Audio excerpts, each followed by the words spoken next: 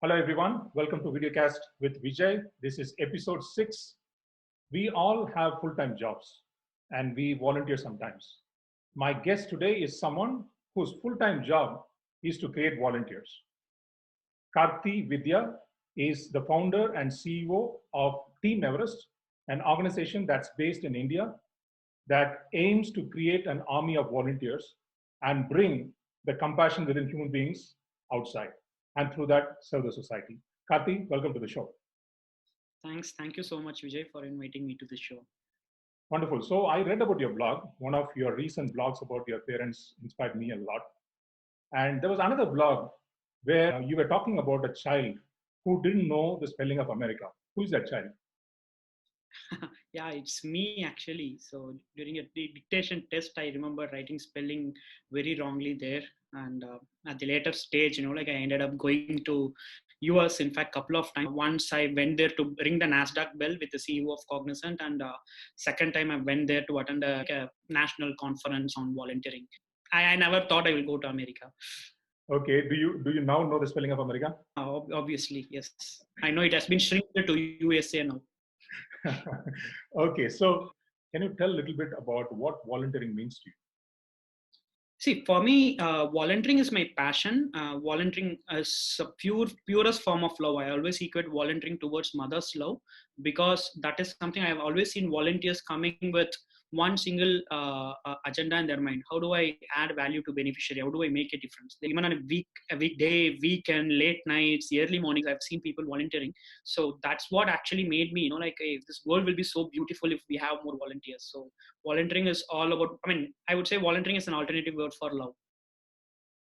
That's very profound. And you also touched upon you equate it to mother's love, which means it's unconditional. You don't come with any conditions when you volunteer. Exactly. Okay, and where did you get this inspiration from? See, for me, this actual inspiration came from my father and mother. So I always seen them putting more values, giving importance to values and helping people. My father used to work in so many, volunteer in so many non-profits. And I have seen my father, suddenly waking up at 12 o'clock or 1 o'clock midnight and going somewhere and coming back. And later when I grew up, I found out that, he's actually helping when people die, get their eyes and donate it for hospitals. So he had made more than 100 high donations and he himself passed away. And when my mother also passed away, both of them actually did body donation. They donated their body to a medical college as such, so that even that is not going to waste. So for me, the biggest inspiration is my parents, both my mom and dad. Oh, that's very powerful. But you also spoke about some really sensitive stuff. You said you donated your parents' body to medical colleges. Can you talk a Exactly. little bit more about it?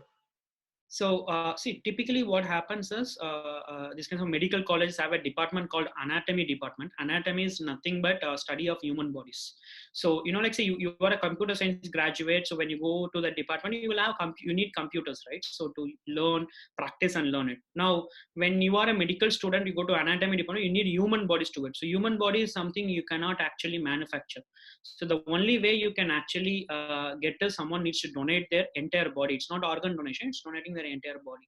So unfortunately, because of the rituals that we follow in India, not many people come and donate their body. So usually, we need they tell the ratio should be like for every 4 medical students, they need 1 human body to in their lab to practice it. But unfortunately, the ratio is something like, it's way back in 2015 when some of the medical officers told me that the ratio is like 50 people have 1 human body. So imagine these are people who's going to complete their graduation, become doctors and operate on our body when we actually become sick. So it's very important, to go and donate bodies there. So my mom passed away in September 2011 actually. So 20 months exactly later in May 2013, when my father passed away, we went to the same medical college and we gave their bodies. So in between that period, only 2-3 people has actually donated their bodies. Both myself and my wife has also signed up to donate our bodies when we leave this earth. Wow, that's very powerful. So it's very difficult to overcome the social stigma, especially in our countries where we come from, where these kind of rituals get so much value and so much stigma is associated to that. And even elders they prefer how they want to be buried or cremated and those kind of things. So you must be from a very urban, modern family to have this kind of thinking. Which city did you grow up? Okay, so I actually come from a small town called Arani, which is in Tirunelveli district in Tamil Nadu. It's like 150 kilometers from Chennai, so nothing modern or ultra, but very common people. So I come up from a lower middle class family. So my father used to be a videographer, photographer for marriages and other small functions inside the town. And my mother is the major breadwinner of the family. So she used to work as a government school teacher and retired as a government school principal. So we come from a very modest and lower middle class family, Vijay. It makes it even more challenging when you come from that kind of a smaller context where it's even more deeply embedded. So, as an individual, when you confront with such a difficult moment, what made you take that decision? In terms of volunteering or the No, like that donation? particular example where we spoke about you donating your parents' body. It's one thing for some people to wish, but it's another thing to actually implement it. Correct. So what See, it's values led actually you to that? actually like so when my mother passed away, my father told like that we should do body donation. Like she passed away in my home in Chennai, and we need to take her to their native at Chinalapatti in Dindigul district, so which is like a 6-7 hours journey here. And my father told like my mother passed away early morning, around 6:30 in the bed, and like we arranged an van immediately, and we need to shift the body there. So and my father told that we need to do body donation, and all I had is 24 hours, and I'm completely new to this. So during that 6-7 hours journey from Chennai to Dindigul district, my mind is just on how do I do body donation. So that's what, because I don't know the process, I don't know what to do. And that is one option, like if I'm not going to fulfill this wish of both my mother and my father, like they are going to regret it for a long time. My father is still alive at that time, so he is going to regret that, like he's not able to do this. So I made sure myself, I somehow need to figure it out. So I was calling everyone whom I know. I even called and like kind of a VP inside Cognizant and all, told like, hey, I don't have contact. Do you know? How, is there a way to reach out to medical college or like a government hospital, head of a government hospital? We really don't know what is the process. And that's when like I had a friend in media who was working in Deccan Chronicle. So I reached out to her. I told her, like, we want to do this. Can you figure it out? So by the time we reached Dindigul, and like it's around 7:30 in the night, actually. 12 hours more than like 12-13 hours after she passed away, I figured it out uh, uh, how to make body donation. She told we can approach government colleges and donate bodies there. You need to reach out to anatomy department. So we were calling, actually, like in Chinal, we were calling, trying to reach out to Dindigul medical college, but no one was picking phone. Luckily, like the Deccan Chronicle journalist actually had the contact number of the medical college in Theni. So that's when we got in touch with them, and immediately we arranged everything. They sent a free ambulance, and then like we put the body inside, and we went in, and we made the donation there, Vijay. So the credit should go to my father first of all, and when he passed away, it is an automatic choice for myself, and I am an elder brother. So I immediately told like we need to donate father's body there, and that's what actually happened. Oh, and I can imagine how sensitive these situations are. And then you have, I didn't even had time to cry when my mother passed away, actually, because like I was busy figuring it out how to make that body donation happen, the logistics of doing it, the formalities of doing it. They told to get a medical certificate from from a doctor. So we were searching for a doctor to give medical certificate at that time. So there's some process involved in it, but we are able to quickly fix it within 24 hours and get it going. wow, there is a deep sense of caring for the society. There is a deep notion of never give up. And these are like very strong values. So you must have learned this from your parents. So if you can share one powerful lesson that you learned, I'm sure there are many, but one lesson from your mother and one lesson from your father with an example, that would be really wonderful for all of us. Okay. See, I wrote this in my blog post. Anyone can go to kartheevidya.com and find this blog post. So one of the biggest lesson I found from my father is be simple, be the modest person you can be. So like I used to tell this example, like like when everyone was charging like 3,000 rupees for taking a video in a marriage, my father used to charge only 1,500, because he used to tell, like it cost me only 700 rupees and says 800 rupees could be profit, so why should I charge more?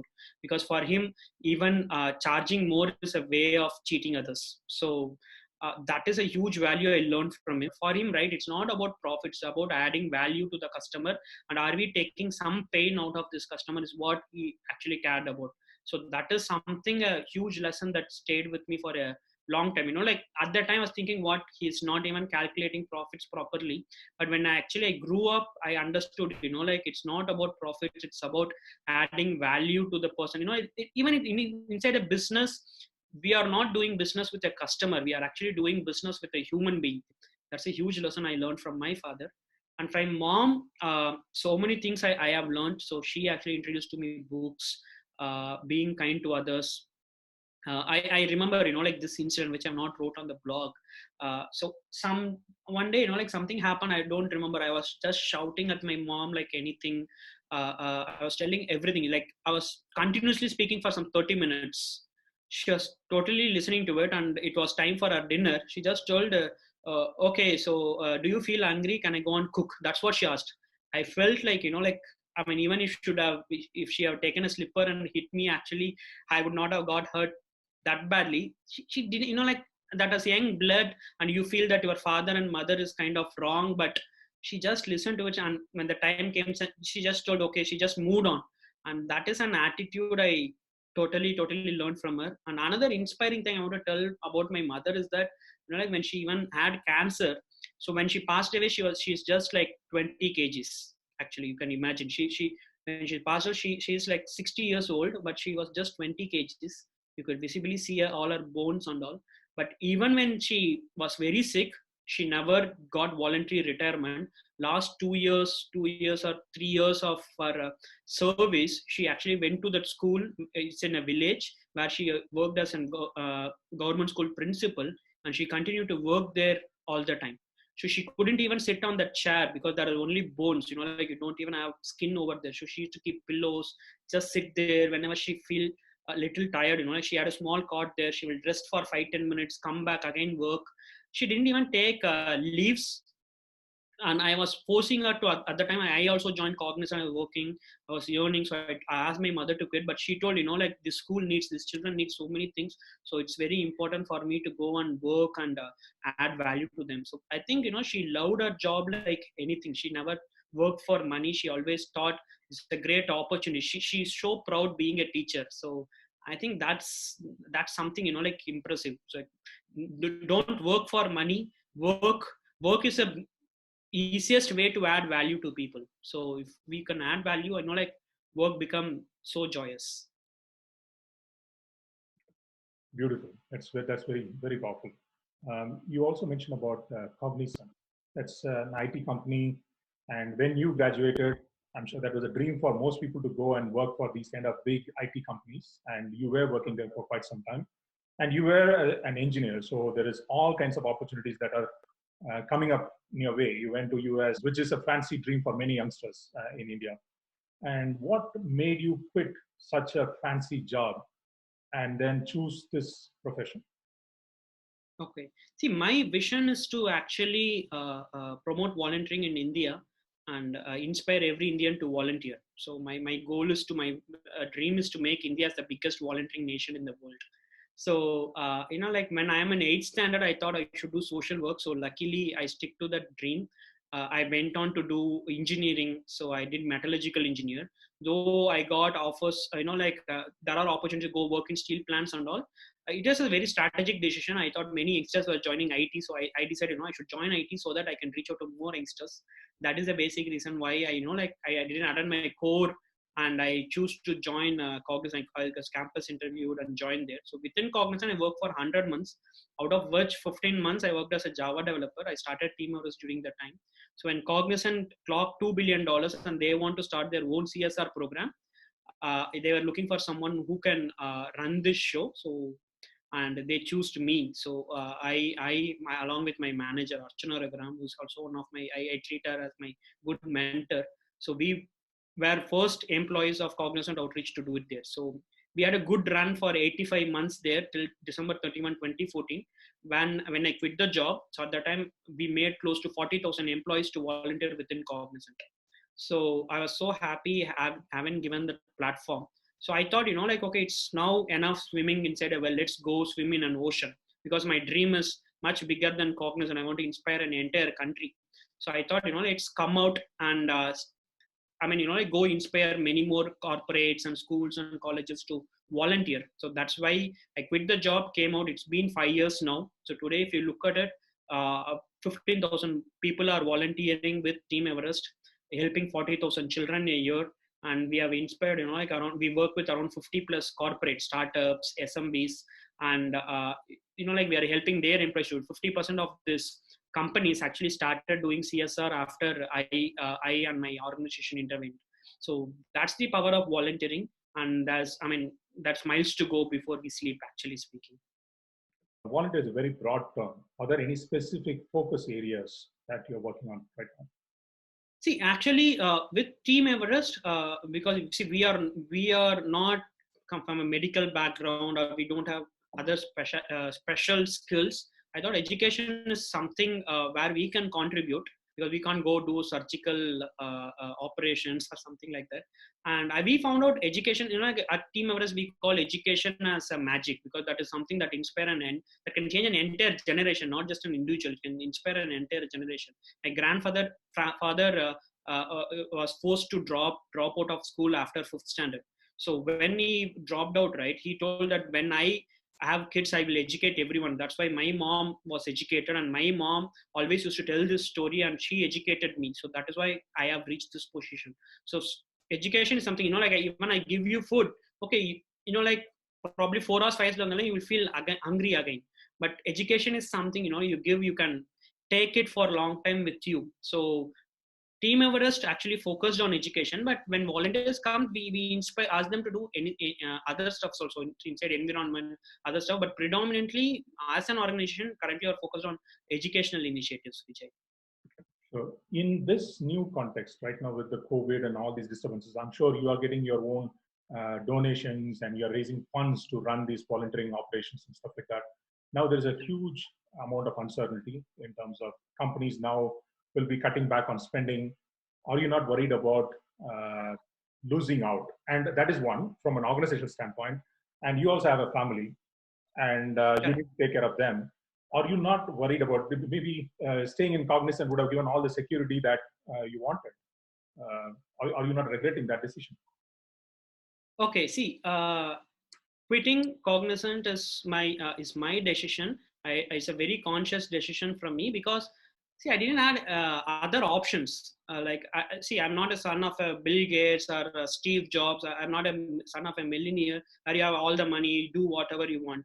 I come from a lower middle class family, and my only option to chase my dream is I need time to go and chase it. So I had only two options in front of me. So two roads going in opposite directions, actually. One is, okay, just stay there and financially be strong, but you will not have enough time to chase your dreams. On the other hand, okay, you will not have so much money, but yes, still you can live, you can survive in this world, but you can actually go and chase the dream. So I always found, like going and chasing my dream, that road was so beautiful, so good, brings meaning to my life. So I want to take that. So like these two roads are actually going together, it's easy to take that, but these are extremely in opposite direction. So you need to make that decision. And when I take the decision, remember the last day, like I told to myself, no matter what, say I could have succeeded or I could have failed, doesn't matter, but I'm never going to regret my decision at all, because it's my decision. And whether I fail, whether I succeed, is out of equation. So I'm very happy, and luckily, so 5 years down the line, we actually have improved. We are helping 20 times more beneficiaries than what we were doing in 2015. So which means that we are successful, and we are able to help children, and hopefully in next 5 years we are going to do much more, actually, Vijay. So for people like me, I think, like you need to take risk if you need to chase dreams. If not, you're just going to stand wherever you're going to be. Beautiful. But at the same time, it is your decision, but you also have a family. You need to Yeah. convince your wife and your support system. And I also see your name is Karthiban, and now you have a Karthee Vidya. Can you please explain about that? Okay. See, Karthi, I actually, my name is Karthivan. Yes. So when I got married, I added my wife's name to my name. So that's how I became Karthi Vidya, because this inspiration came from me, from my mother. My mother always used to sign like Lakshmi Mogan. Like when during my fourth standard, fifth standard, I went and asked her like, mother, why are you signing like Lakshmi Mogan when your name is only Lakshmi? She told like, like in India, wives add their husband's name to their name. That's why I became Lakshmi Mogan. So I immediately ran to my father and I asked my father, Dad, so you are Chandra Mogan. Why are you not signing it as Chandra Mogan Lakshmi and only signing as Chandra Mogan? So I don't remember what he replied as, but that incident stuck with me for a long time. So I thought, when I get married, I should add my wife's name to my name, and like that's what I actually did. That's beautiful, beautiful, beautiful way to conclude this discussion. It's all about chasing your dreams, and you have a choice whether you want to stay and build your own security, or you want to chase your dreams, leaving that comfort zone and leaving that security. And these are mutually exclusive paths. And as long as you're willing to make that choice, provided you have the right support system and provided you have the right mindset and provided you have the right values, as what Karthee was sharing throughout this discussion, the values that he imbibed from his parents, and even this last signing up thing where he was now adding his wife's name to his name. Just so beautiful and inspiring. Karthee, thank you so much, and I wish you the best. And I'm pretty convinced that you will make India a country full of volunteers. Thank you so much. Thank you so much. Thanks a lot, Vijay, and happy volunteering to all the viewers. Keep volunteering. Thank you. Wonderful. You can follow Karthee in, like, I'm going to put his details below. So please look at Karthee's bio, his blogs, as well as his organization, Team Everest. And if you want to contribute your time, money, or support in any way, please feel free to reach out to Karthee Vidya. Thank you, Karthee. Thanks a lot, Vijay.